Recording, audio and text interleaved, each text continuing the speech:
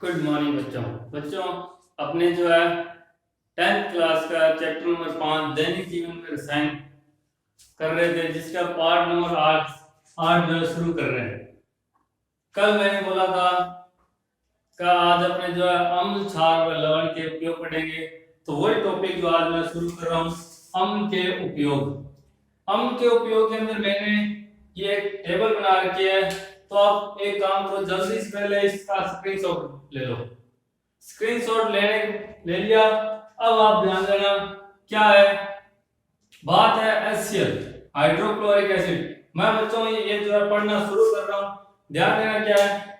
कहिए कह रहे हैं HCl एसिड जो है, इसका उपयोग उद्योगों में बॉयलर को साफ करने में, उद्योगों में बॉयलर को साफ करने में, सिंक व सैनिटरी को साफ करने में, सिंक व सैनिटरी को साफ करने में, रंग व औषधि निर्माण में, रंग व औषधि निर्माण, जो अपने औषधियां यूज करते हैं दवाइयां वगैरह, उसको बनाने में, अमलराज बनाने में। ये चीज आप लोग जो है थोड़ा ध्यान से देखना, अमलराज क्या है। इसकी बात जो है जस्ट इस टॉपिक के आगे जो मैं आपको बताऊंगा, अम्लराज किसे कहते हैं। फिर उसके बाद में अपने पास आता है चनोत्री, जिसे अपने बोलते हैं नाइट्रिक अम्ल। नाइट्रिक अम्ल अपने यूज करते हैं उर्वरक निर्माण, चांदी व सोने के गहनों का साफ करने में। जो अपने पास चांदी या सोने के आभूषण होते हैं, गहने, जिन्हें लेडीज जो है घर पे अपने ज्वेलर्स जो यूज करते हैं, उनको साफ करने के लिए। जैसे अपने क्या होता है कि अपने पास जैसे चांदी की कोई आइटम है, कोई भी सामान है, उसको ज्यादा दिन यूज करने में उसमें क्या होता है, ब्लैक कलर की जो है परत आना स्टार्ट हो जाती है, यानी कि चांदी धीरे धीरे कैसी जाती है, काली हो जाती है। अपने क्या करते हैं, उसको साफ करने के लिए जो है ज्वेलर के पास, सुनार के पास लेके जाते हैं। वो उसको क्या करता है, एक लिक्विड के अंदर धोता है, जिससे वो सारा ब्लैक जो है हट जाता है। वो चांदी वापस अपने को कैसी दिखती है, एक नई चांदी यानी चमकती दिखाई देती है। अब वो जो धोने वाला लिक्विड है, उसने किस में धोया, वो अपने पास क्या होता है, HNO3, यानी कि नाइट्रिक एसिड के अंदर वो अपने को धोके देता है। तो इसीलिए उसका उपयोग चांदी और सोने के गहनों को साफ करने में करते हैं। अब कोई बोलते जी अपने सोने को तो धोते ही नहीं, सोने को भी जो है ब्लैक कलर की परत आती है, परंतु सोना क्या है, बहुत ही कम क्रियाशील तत्व होने के कारण वो क्या है, सालों साल लग जाते हैं उसको खराब होने में। इसलिए अपने जो है सोना नहीं यूज करते, अपने क्या है चांदी को साफ करवाते हैं। फिर उसके आगे औषधि निर्माण में, विस्फोटक निर्माण में, विस्फोटक निर्माण यानी कि ये जो बम वगैरह या पटाखे वगैरह यूज करते हैं वहां पर। फिर है अम्लराज बनाना। अब ये अम्लराज फिर आ गया, देखो क्या है, अम्लराज फिर दोबारा एक बार आ गया। और लास्ट अपने पास है H2SO4, जिसे अपने बोलते हैं सल्फ्यूरिक एसिड। सल्फ्यूरिक एसिड का उपयोग करते हैं सेल व बैटरियों के निर्माण में। जो अपने पास वाहनों के अंदर डालने वाली जो बैटरी आती है, उसके अंदर भी आपने सुना होगा, उसमें क्या डाला जाता है, तेजाब डाला जाता है। और तेजाब भी अपने पास क्या होता है, एसिड होता है। एसिड क्या है, अम्ल है।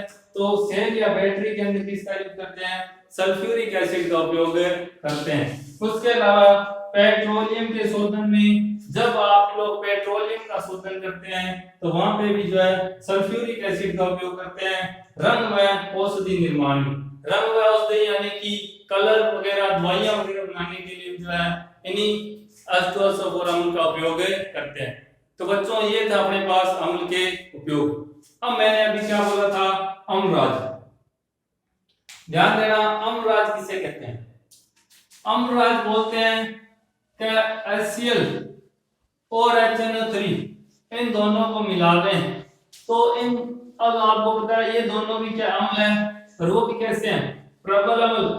तो इन दोनों से बनने वाला पदार्थ जो एक नया अम्ल बनेगा, उसे अपने क्या बोलते हैं, अम्लराज कहते हैं। क्या बोला, ध्यान दो ना, दोबारा मैं बता रहा हूं। जैसे मेरे पास एक पात्र A है, ये पात्र A है, जिसके अंदर क्या भरा है, HCl भरा है। इसके अंदर क्या है, HCl। और एक मेरे पास पात्र B है, इसके अंदर कौन सा एसिड है, HNO3। बात समझ में आई, क्या था, एक पात्र A है जिसके अंदर मेरे पास HCl है, और दूसरा एक पात्र क्या है B, जिसके अंदर एसिड बॉन्ड है HNO3। मैंने क्या किया, इन दोनों को आपस में मिला दिया, दोनों को आपस में क्या किया, मिला दिया। जब इन दोनों को मिलाया तो मेरे पास जो है एक ऐसा विलयन प्राप्त होता है। सीधी बात है, दोनों मिलाओगे विलयन ज्यादा होगा। अब ये भी क्या है, एक अम्ल प्राप्त होगा, क्योंकि HCl भी क्या अम्ल है और HNO3 भी क्या है, अम्ल है। ये दोनों भी प्रबल अम्ल थे, ये भी क्या है, प्रबल अम्ल है। इन दोनों को मिलाया, एक नया अम्ल बन गया, मान लो ये AB। ये भी क्या है, बहुत ज्यादा, जिसे क्या लिख रहा हूं, अत्यधिक प्रबल। अत्यधिक प्रबल, अत्यधिक प्रबल क्यों हुआ, ये भी प्रबल ये भी प्रबल, दोनों मिलेंगे तो बहुत ज्यादा अत्यधिक प्रबल अम्ल निर्माण कर लेंगे। इस अम्ल को क्या बोलते हैं, अम्लराज कहते हैं। इसे क्या बोलते हैं, अम्लराज कहते हैं, यानी कि अम्लों का राजा। राजा किसे बोलते हैं, जो सभी के ऊपर राज करता हो। तो ये अम्लराज क्या होता है, सभी पर राज करने वाला है, इसीलिए इसको क्या नाम दे दिया, किंग ऑफ एसिड, अम्लों का राजा। अम्लराज का अर्थ क्या, देखो अम्लराज दो शब्दों से मिलकर बना है, अम्ल प्लस राजा, यानी कि अम्लों पर राज करने वाला, अम्लों का राजा, अम्लों का राजा, जिसे क्या बोलते हैं, किंग ऑफ एसिड। इंग्लिश में बोलते हैं किंग ऑफ एसिड। तो ये बात थी बच्चों अम्लराज की। अब इसके अंदर देखने वाली नई चीज क्या है, अपने लिए इसमें नई चीज ये है कि जब आप HCl और HNO3 को मिलाते हो तो इनकी मात्रा कितनी होनी चाहिए। ये कहता है इनकी मात्रा अपने पास होनी चाहिए का अम्ल होना चाहिए 3/4, यानी कि 3/4। HNO3 होना चाहिए 1/4। अगर आप देखें तो ये 75%, ये आ गया 25%। अगर एक और बात बोलूं तो ये होना चाहिए 3 भाग और ये होना चाहिए 1 भाग। तीनों चीजों में एक ही बात है, किसी भी चीज का तीसरा हिस्सा निकालोगे 3/4 तीसरा हिस्सा आ जाएगा, 1/4 ये भाग है। अगर अपने परसेंटेज देखें तो ये 75%, ये 25%। और अगर अपने नॉर्मल सीधी भाषा बोले तो इसको क्या बोलोगे, 3 भाग, ये क्या है 1 भाग। तो ये चीज ज्यादातर बच्चों क्वेश्चन पूछा जाता है कि अम्लराज बनाने में HCl की मात्रा कितनी होनी चाहिए और HNO3 की मात्रा कितनी होनी चाहिए। तो HCl की मात्रा हो 3 भाग और HNO3 की मात्रा हो 1 भाग। तो ये था अपना आज का सबसे इंपॉर्टेंट क्वेश्चन। इसके अलावा अपने एक और चीज है क्या, अगर आप लोगों को थोड़ा सा याद है तो जब अपनों ने ये लेसन स्टार्ट किया था पहले दिन, यानी पार्ट फर्स्ट की बात कर रहा हूं मैं, उसके अंदर अपनों ने कुछ अम्ल बताए थे।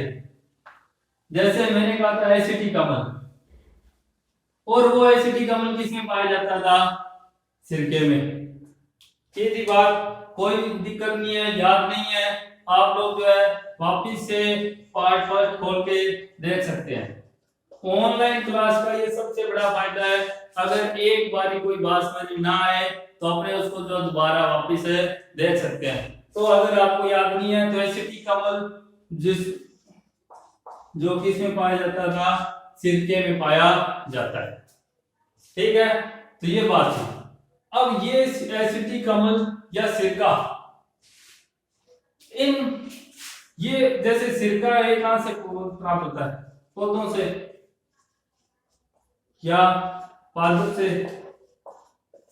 यानी कि जो मैंने बात पहले पढ़ी थी, तुम लोगों ने पढ़ी है, एसिटिक अम्ल है, सिट्रिक अम्ल है, नाइट्रिक अम्ल है, टार्ट्रिक एसिड है, यानी कि जिसमें सेब आ गया, टमाटर आ गया, दूध दही आ गया, सिरका आ गया। यानी कि ये सभी पदार्थ होते हैं ना, वो तुम्हें कहां से प्राप्त होते हैं, पौधों या पादपों से। तो इन्हें मैं बोलता हूं कार्बनिक एसिड। क्या बोलते हैं, कार्बनिक एसिड।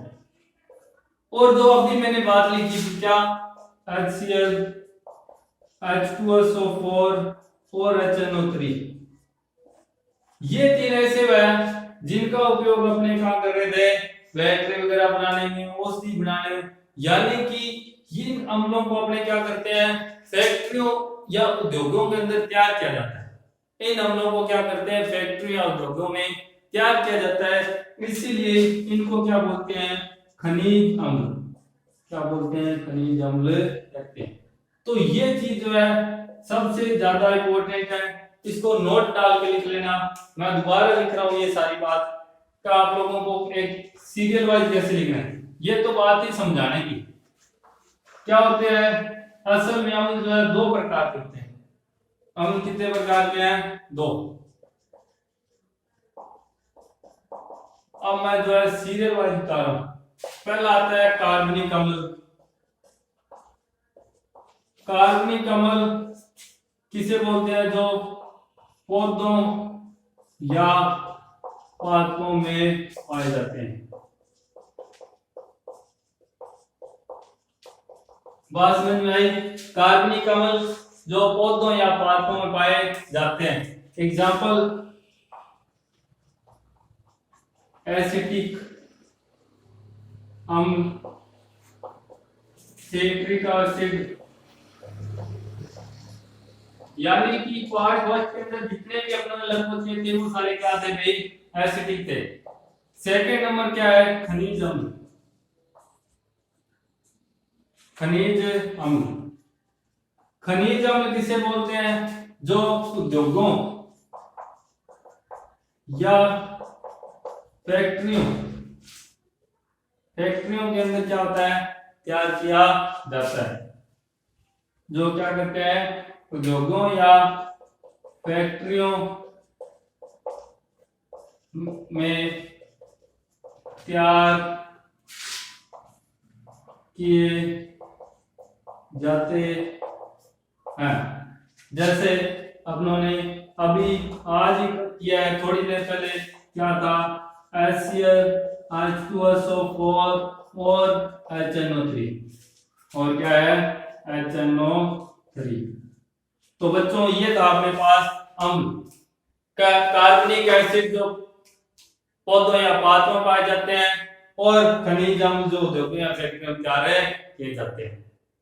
होगी बात। अब इसके अलावा मैं तुम्हें एक और नई बहुत ही जबरदस्त नई चीज बता रहा हूं। अब जो है सबसे ज्यादा इंपॉर्टेंट या जबरदस्त है, ध्यान से सुनना।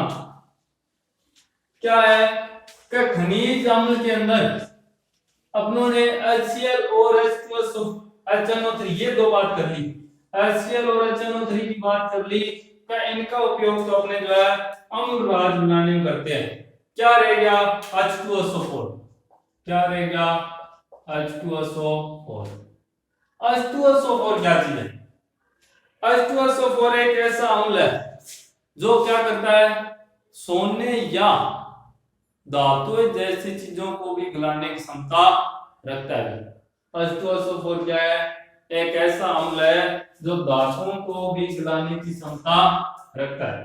क्या लिख रहा हूं, H2SO4 का नाम सल्फ्यूरिक अम्ल। सल्फ्यूरिक अम्ल या जिसे बोलते हैं गंधक का अम्ल। गंधक का अम्ल या सल्फ्यूरिक एसिड, इसका रासायनिक फॉर्मूला आपने पढ़ते हैं H2SO4। अब इसमें जबरदस्त चीज क्या है, जबरदस्त चीज ये है कि H2SO4 का उपयोग जो है ना बहुत ही जबरदस्त तरीके से करते हैं। कि अगर किसी देश की अर्थव्यवस्था देखनी है, आर्थिक प्रगति देखनी है, तो उसकी तुलना अपने किससे करेंगे, H2SO4 से करेंगे। ये चीज सबसे ज्यादा इंपॉर्टेंट है। कैसे, जैसे मान लो भाई अपने पास भारत के अंदर क्या है, रिजर्व बैंक है, नोट छापने वाली मशीनें है, सब कुछ है। तो भाई अगर नोट छापने वाली मशीन है तो जितने मर्जी नोट छाप लो, देश में गरीबी क्यों आएगी। सही बात है। अगर अपने खुद के पास मशीन है तो नोट छापे रखो, क्या दिक्कत है, परंतु ऐसा नहीं कर सकते। सेम ऐसी उद्योगों के अंदर क्या होता है, किसी भी चीज का निर्माण करना, आर्थिक प्रगति, कोई भी देश कितनी आर्थिक प्रगति कर सकता है उसकी तुलना किससे की जाती है, इसी गंधक के अम्ल या H2SO4 से करते हैं। कि कौन सा देश कितना H2SO4 की खपत करता है। H2SO4 की खपत के आधार पर जो है उस देश की आर्थिक प्रगति की तुलना की जाती है। ये चीज सबसे ज्यादा इंपॉर्टेंट थी। किसी भी देश में आर्थिक प्रगति कितनी है, उसके उद्योग जो है कितना H2SO4 यूज करते हैं, उसी के आधार पर उसकी जो है तुलना की जाएगी। तो ये थी बच्चों अपने सबसे ज्यादा जरूरी और जबरदस्त बात। आज के दिन की यही है खास बात। आज के दिन के लिए सबसे खास बात अपनी यही है क्या अगर किसी देश की औद्योगिक प्रगति की खपत देखना है तो वो जो है क्या होगी, उसकी H2SO4 की खपत के आधार पर बताई जाएगी। अब अपने आगे नेक्स्ट कर रहे हैं क्षार के उपयोग। नेक्स्ट अपने पास क्या है, क्षार के उपयोग। तो ध्यान देना क्या है क्षार के उपयोग।